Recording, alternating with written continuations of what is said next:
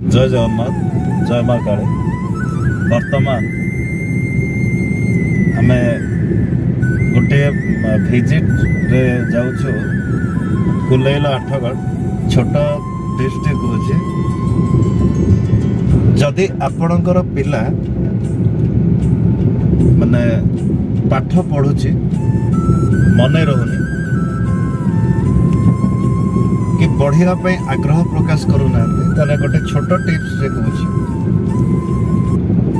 21 बुधवार शिव मंदिर को जाई गणेशंक पाखरे पंचामृत दुब एवं 3टी मंदार फूल अक्षत सिंदूर किसी अर्पण करंतु एवं 2टी कदली सांगरे नहीं थांतु जहां गोटे भगवान गणेश को अर्पण करेंगे एवं अन्यटी गणेश को छुआईकी आपण पिला को खाया को देवे।